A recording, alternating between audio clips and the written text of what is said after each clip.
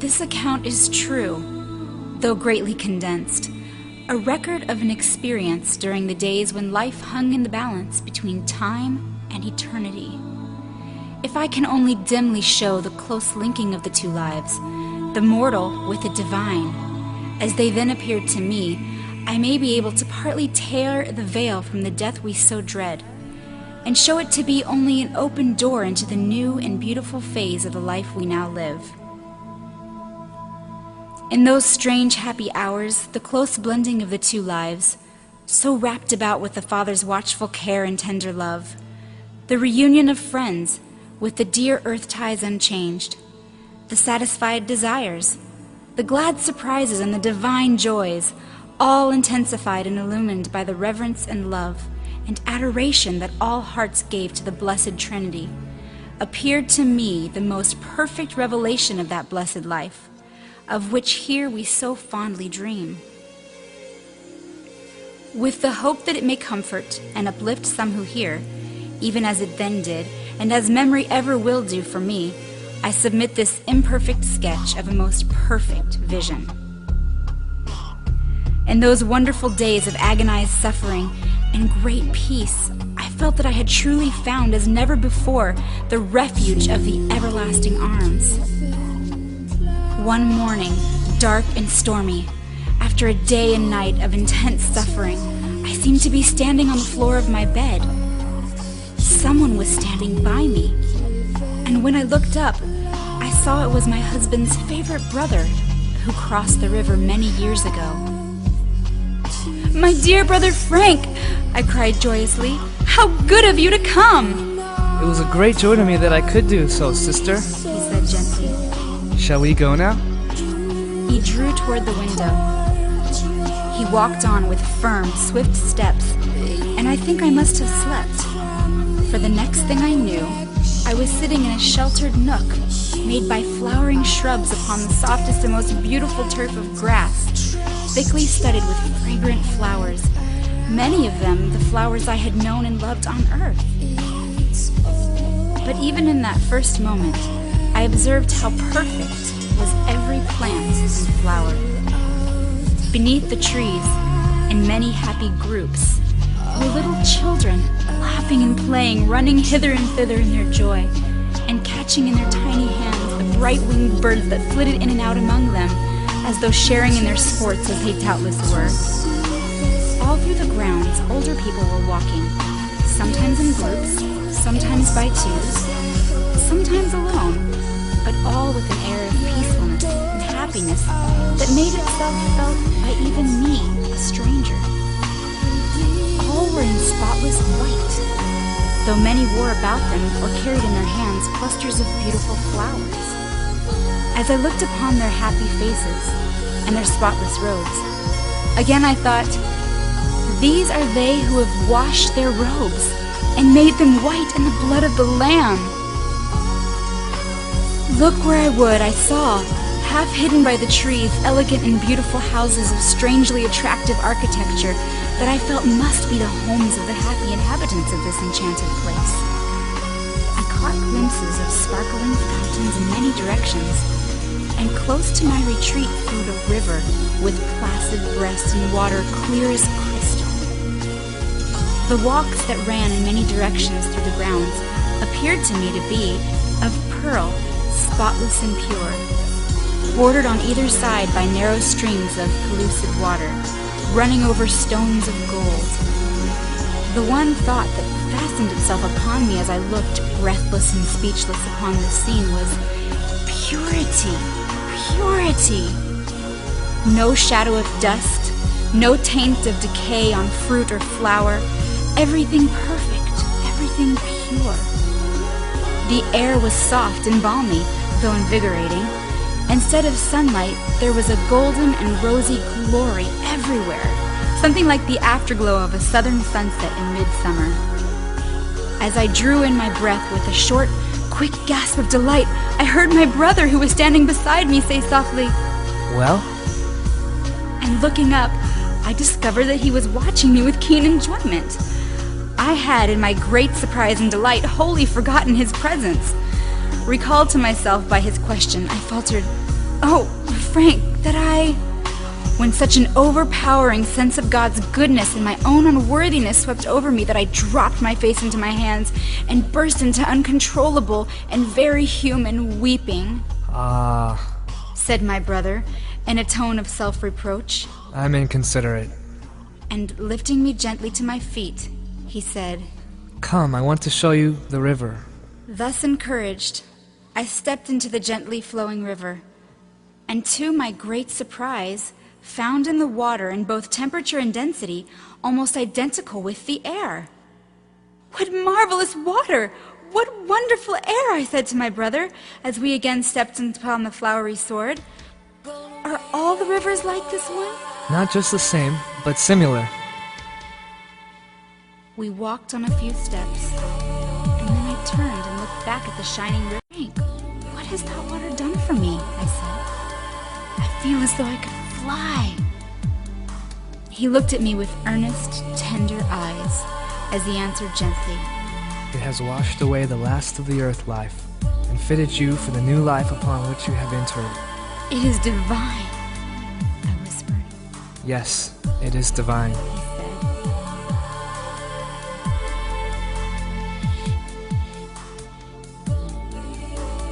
We walked on for some distance in silence, my heart wrestling with the thoughts of the new strange life, my eyes drinking in fresh beauty at every step. Now come, sister, I long to give you welcome to our home. Saying which, he took my hand and led me up the slow steps onto the broad veranda, with its massive columns of gray, between which vines, covered with rich, glossy leaves of green, were intermingled with flowers of exquisite color and delicate perfume. They were all hanging in heavy festoons. It is heavenly, I said. It is heavenly. It could not be otherwise. He answered. I smiled my acknowledgement of this truth. My heart was too full for words. If only we could realize while we are yet mortals that day by day we are building for eternity, how different our lives in many ways would be.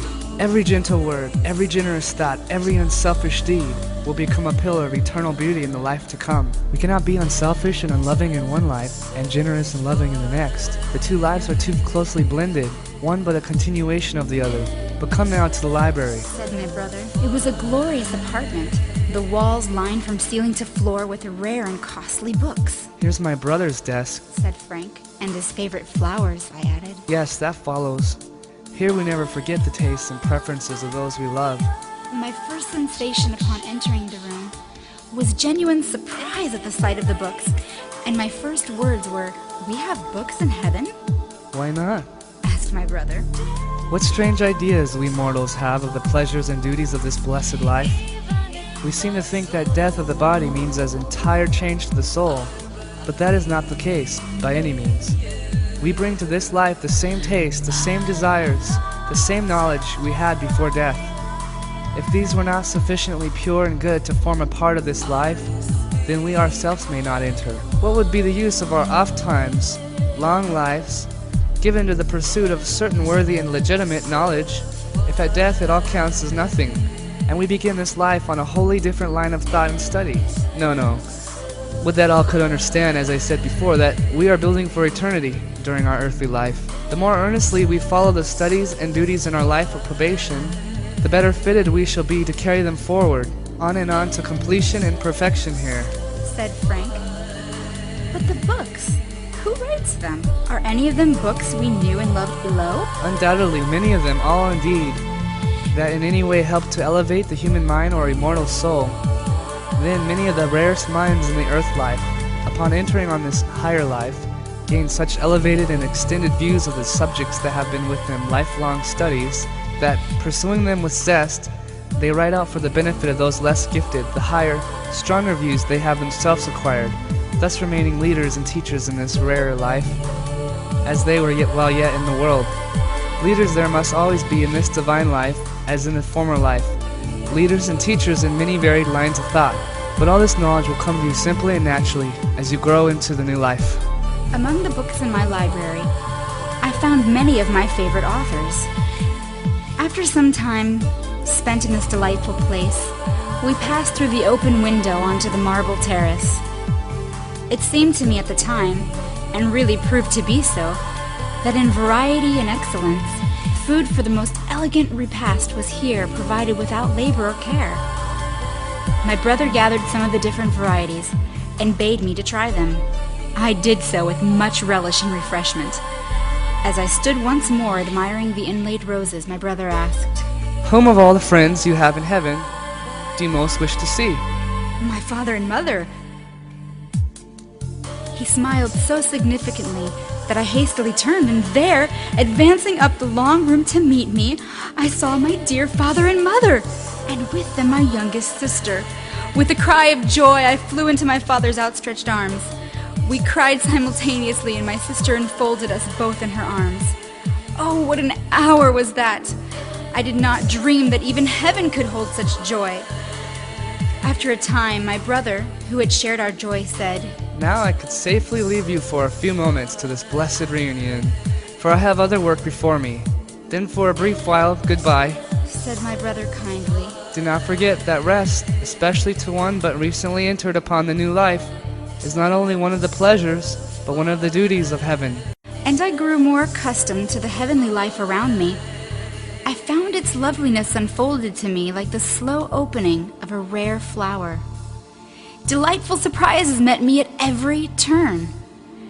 Now a dear friend from whom I had parted years ago in the earth life would come up unexpectedly upon me with cordial greeting. Then the clear revelation of some truth, only partly understood in life, though eagerly sought for, would stand out clear and strong before me, overwhelming me with its luster and perhaps showing the close tie linking the earth life with the divine. But the most wonderful to me was the occasional meeting with someone whom I had never hoped to meet over there, who, in eager hands clasped and tearful eyes, would pour forth his earnest thanks for some helpful word, some solemn warning, or even some stern rebuke that had turned him, all unknown to myself, from the paths of sin into the life everlasting. Oh, the joy to me of such a revelation! Oh, the regret that my earth life had not been more full of such work for eternity. My first impulse after happy blissful rests was to hasten to the river of life and plunge into its wonderful waters, so refreshing, so invigorating, so inspiring. With a heart full of thanksgiving and lips full of joyful praise, morning after morning, sometimes in the company with my brother, sometimes alone, returning always full of new life, hope, and purpose to our home, where for a time each day I listened to the entrancing revelations and instructions of my brother. One morning, as I was on my way to the river, I saw a lovely young girl approaching me swiftly. It was my niece. "You have grown very beautiful, my child. You were always lovely. You are simply radiant now. Is it this divine life?" Yes, but most of all, be near the Savior much. Ah, yes, that is it. The being near him. That will make any being radiant and beautiful, I said. He knows you love him, dear heart. That means everything to him. The face grew surpassingly radiant and beautiful as she talked, and I began to dimly understand the wonderful power of Christ among the redeemed in heaven. This dear child, so lovely in all mortal graces, so full of earth's keenest enjoyments during the whole of her brief life, pure and good as we count goodness below, yet seemingly too absorbed in life's gaieties to think deeply of the things she, yet in her heart revered and honored, now in this blessed life counted the privilege of loving Christ, of being near him beyond every other joy. And how that love refined and beautified the giver. As a great earthly love always shines through the face and elevates the whole character of the one who loves, so this divine love uplifts and glorifies the giver, until not only the face, but the entire person radiates the glory that fills the heart. It never seems long to wait for anything here. There is always so much to keep one busy, so many pleasant duties, so many joys. Groups of children still played around in joyful freedom. Some climbed the trees that overhung the water, with the agility of squirrels, and dropped with happy shouts of laughter into the lake, floating around upon its surface like immense and beautiful water lilies. No fear of harm or danger, no dread of ill or anxiety lest a mishap occur. Security, security, and joy, and peace. This is indeed the blessed life, I said, as we stood watching the sport of the happy children. I often think how we were taught to believe that heaven was where we would wear crowns of gold and stand with halos in our hands. Our crowns of gold are the halos His blessed presence casts about us. And we do not need harps to accentuate our songs of praise. We do see the crowns and we do hear the angelic harps, when and as God wills it. But our best worship is to do His blessed will, said my niece as we turned to go. Do you know, I think one of the sweetest proofs we have of the Father's loving care for us is that we so often find in this life the things which gave us great happiness below. The more unexpected this is, the greater joy it brings. I remember once seeing a beautiful little girl enter heaven, the very first to come of a large and affectionate family. I afterward learned that the sorrowful cry of her mother was, "Oh, if only we had someone there to meet her, to care for her." She came, lovingly nestled in the Master's own arms, and a little later, as he sat, still caressing and talking to her, a remarkably fine Angora kitten, of which the child had been very fond, and which had sickened and died some weeks before, to her great sorrow, came running across the grass, and sprang directly into her arms, where it lay contentedly. Such a glad cry as she recognized her little favorite, such a hugging and kissing as that kitten received, made joy even in heaven. Who but our loving Father would have thought of such comfort for a little child? Our Father never forgets us, but provides pleasures and comforts for us all, according to our individual needs. During a visit at a friend's home, who took me all over her lovely home, she showed me with great pleasure rooms that were prepared for each of her beloved family members who hadn't arrived yet.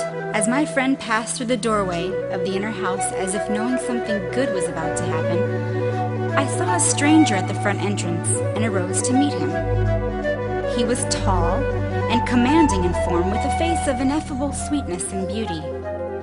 Where had I seen him before? Surely I had met him since I came. Ah, now I know, I thought. It is St. John, the beloved disciple. Peace be unto this house. His salutation as he entered. How his voice stirred and thrilled me. No wonder the Master loved him, with that voice and that face. Enter, you are a welcome guest. Enter, and I will call the mistress, I said, as I approached to bid him welcome. No, call her not. She knows that I am here. She will return, he said. Sit beside me a while. He continued as he saw that I still stood after I had seen him seated.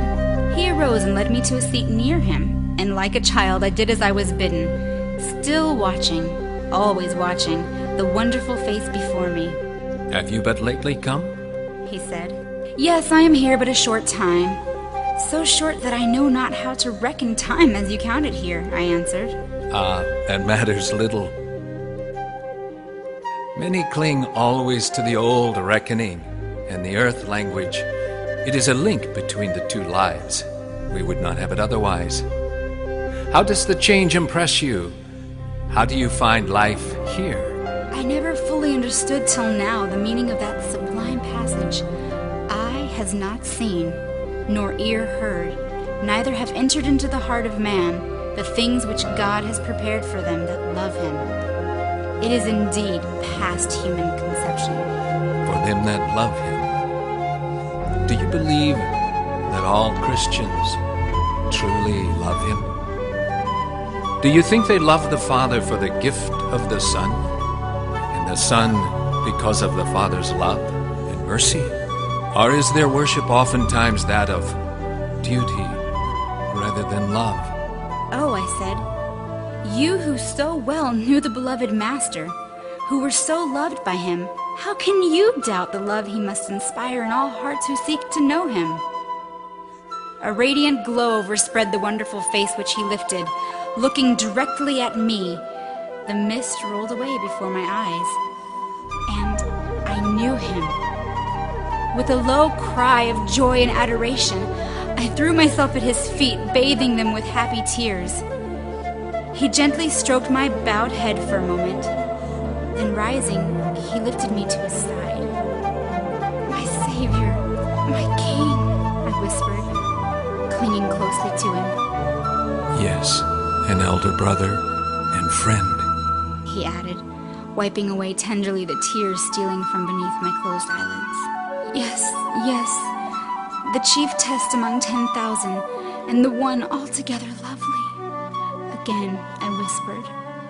Now you begin to meet the conditions of the new life.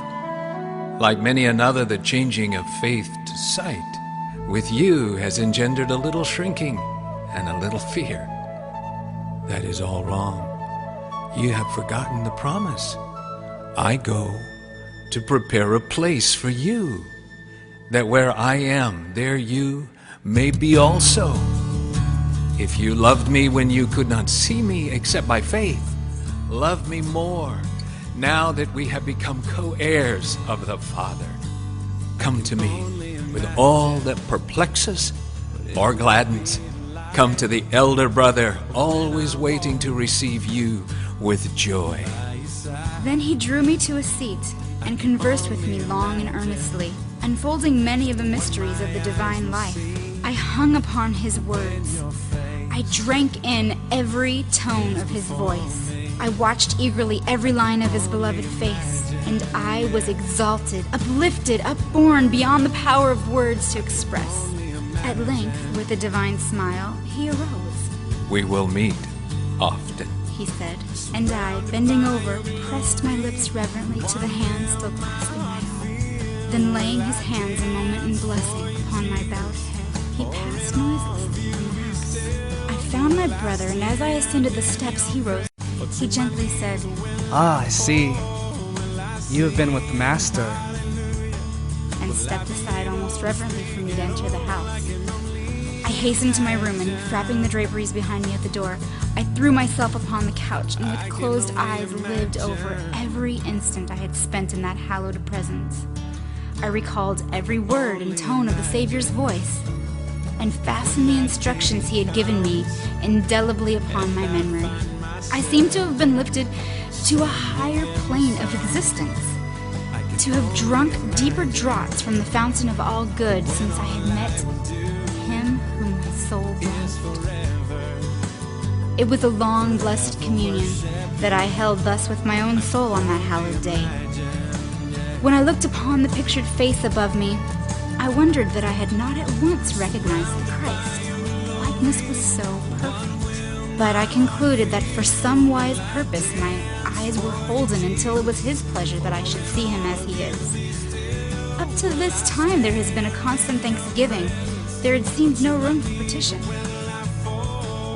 Now, as I knelt, all I could utter over and over was, "I thank you, blessed Father. I thank you. I thank you." When I found my brother, I said softly, "Frank, what do you do in heaven when you want to pray?" "We praise," he answered. "Then let us praise now," I said. And standing there with clasped hands, we lifted up our hearts and voices in a hymn of praise to God. My brother with his clear, strong voice leading, I following. As the first note sounded, I thought the roof echoed them, but I soon found that other voices blended with ours until the whole house seemed filled with unseen singers. "Oh, what a life, a divine life," I whispered, as, after standing until the last lingering notes had died away, my brother and I returned to the veranda and sat in golden twilight. "You are only in the first pages of its record. He said. Its blessedness must gradually be unfolded to us, or we could not even hear bear its dazzling glory." I was content to take of the heavenly manna as it was given me, with a heart full of gratitude and love. We cannot sorrow here as we did on earth, because we have learned to know that Father's will is always tender and wise. You are growing fast in the knowledge of the heavenly ways.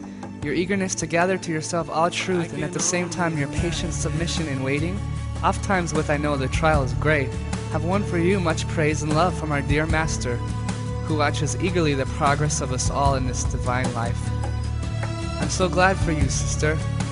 There are, you see, rewards in heaven. It does my soul good that you have unconsciously won one of these so soon.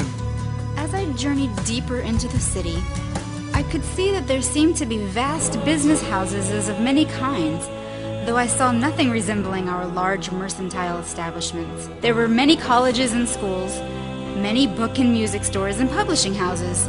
Several large manufactories where I learned were spun the fine silken threads of manifold colors, which were so extensively used in the weaving of the draperies I had already mentioned. There were art rooms, picture galleries, and libraries, and many lecture halls and vast auditoriums. But I saw no churches of any kind. I remembered that there are no creeds in heaven, but that all worship together in harmony and love, the children of one and the same loving Father, but one great universal brotherhood, whose head is Christ, and whose cornerstone is love. As we continued to walk, I broke the silence by saying to my brother, I have been more than once delightfully surprised to hear the familiar songs of earth reproduced in heaven, but never more so than I was today. These happy surprises do not come by chance. One of the delights of this rare life is that no occasion is ever overlooked for reproducing here the pure enjoyments of our mortal life. It is Father's pleasure to make us realize that this existence is but a continuation of the former life, only without its imperfections and its cares. When the Master comes to my gladdened eyes, I have no thought or care for anything beyond for days and days. Oh, the joy, the peace of knowing that I am safe in this blessed haven. How far beyond all our earthly dreams in this divine life. There was no measurement of time as we measure it here, although many still spoke in the old-time language of months, days, and years. I have no way of describing it as it seemed to me then. There were hours for happy duties, hours for joyful pleasures, and hours for holy praise. I only know it was all harmony, all joy, all peace, at all times and in all conditions. The current of my life flowed on in the heavenly ways, and my daily studies ascended higher in the scale of celestial mysteries. I never wearied of study, though much was taught and gained through the medium of observation and the journeys that I was permitted to take with my brother into different parts of the heavenly kingdom. I never lacked time for social pleasures and enjoyments, for there is no clashing of duties with inclinations, no unfulfilled desires, no vain strivings for the unattainable in that life, as in the life of earth. Heaven is as beautiful and happy a place as it is to any who have ascended higher, simply because we can enjoy only in the capacity to which our souls can reach. There are none of us who have not much yet to learn of this wonderful country. There was no language there that we could not understand. My own belief of the questions of dual marriages is that no two friends can occupy the same place in our hearts. Each heart is filled with chambers stately and old, and to each beloved guest is assigned a chamber exclusively for himself. That room is always his. If death or distance or even disgrace separates him from us, still the room is his and his only forever. No other person can ever occupy it. Others may have rooms equally choice, but when a guest has once departed from the room he has held in another heart, the door of that room is barred forever. It is held inviolate, sacred to the departed guest. And so, in heaven, each guest has his separate room or home. In conclusion, I honestly believe that if the joys of heaven are greater, if the glories within the walls are more radiant than I in my vision beheld them, I cannot understand how even the immortal spirit can bear to look upon them.